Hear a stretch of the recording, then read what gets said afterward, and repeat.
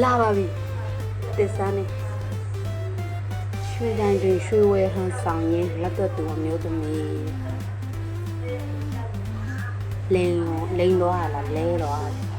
ရွှေကိုလဲတော့ခိုးွာထားလို့ရွှေတိုင်းမှာတော့တော်လက်သက်တာအော်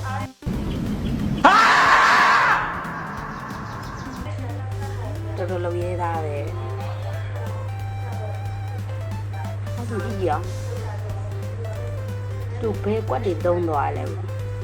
ရွှေတကြသားဆွဲကျိုးအတူနဲ့အစ်စ်ကိုလဲယူသွားခဲ့တဲ့အမျိုးသမီးယခုဗီဒီယိုထဲမှာမြင်တွေ့နေရတဲ့အမျိုးသမီးဟာရွှေဆိုင်မှာရွှေဝဲဟန်ဆောင်ပြီးလက်တစ်ဖက်ကရွှေအတူကိုယူဆောင်လာခဲ့တော့ပုံစံတူရွှေအစ်စ်ကျိုးနဲ့ချိန်တစ်ခဏအတွင်းမှာလဲယူသွားခဲ့တာဖြစ်ပါတယ်တကူလုံးမှာရွှေရင်းညွန့်နေအောင်ဝတ်ထားခဲ့ပြီးအမှန်တကယ်ရွှေဝဲယူမဲ့ပုံစံမျိုးဖြစ်နေကြတာကြောင့်အရောင်းဝန်ထမ်းမင်းကလေးကလည်းတတိမထားမိပဲသူပြခိုင်းသမျှဆွဲကျိုးတွေကိုအဲ့ဒါပြောတာအဲ့ဒါပြေမန်းကိုကြည့်ပြီးတော့ပြန်မှာရွှေမရှိဘူးငွေမရှိဘူးထင်ကောင်းကောင်းမဆက်ဆံကြအောင်ဝန်ထမ်းတွေကအဲ့လိုမျိုးရွှေကြီးငွေကြီးနဲ့ဝင်းပြီးနှပ်သွားမှာသူက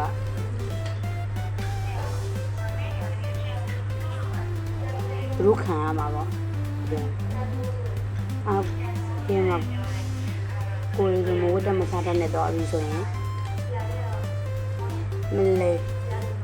ရောင်းကျင်တာလို့ရောင်းကျင်တာလို့ဝန်ထမ်းမတွေအဲ့လိုကြည့်တကုံးပြီးတကုံးထုတ်ယူပြသရာကနေသတိမထားပြီးခဲ့တဲ့အချိန်ခဏလေးအတွင်းမှာလဲယူသွားခဲ့တာပဲဖြစ်ပါတယ်။ဒီချိန်မှာအဲ့မှာအခုအစ်စ်တွေပဲလာမယ်။ပါတယ်လေဟုတ်တယ်။ချားတဲ့ပြည်စီမှာတ िश ူးပါလေ။ဒီကနေ့လည်းတ िश ူးပါတယ်။မမကလည်း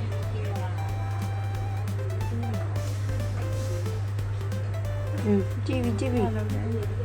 အောက်ချပြီ။ဟာဆေးပဲရှိတယ်ပထမတစ်ခါလောက်ဘာလို့လူကြီးအောက်ချခံလာလဲပထမတစ်ခါလောက်တယ်အမှန်ဒုတိယအခါလက်ချိန်လိုက်ပါလိုက်နေလိုက်နော်ထက်ကြအောင်လုံးရတယ်လုံးပြီးတော့လောက်တယ်ဒါဒုတိယအခါဟိုမှာလက်ချိန်လိုက်လုံးပြီးအမှဘယ်နဲ့ညာနဲ့အမှချိန်လိုက်ပြီဟုတ်တယ်ဒီမှာထိလိုက်လုံးရတယ်လုံးပြီးတော့စလိုမိုးရှင်းနဲ့ငါပြအောင်လို့ဒီတစ်ဆူမှာထည့်တာလုံနည်းလေးပြအောင်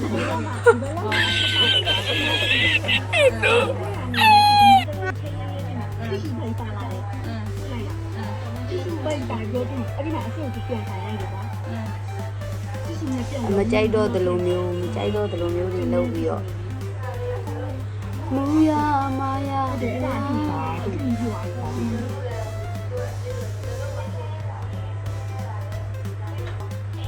ဘုန်းနဲ့နေလေရေးကြည့်ရတဲ့ရွှေတိငွေပြီးနဲ့လာတိုင်းသူတို့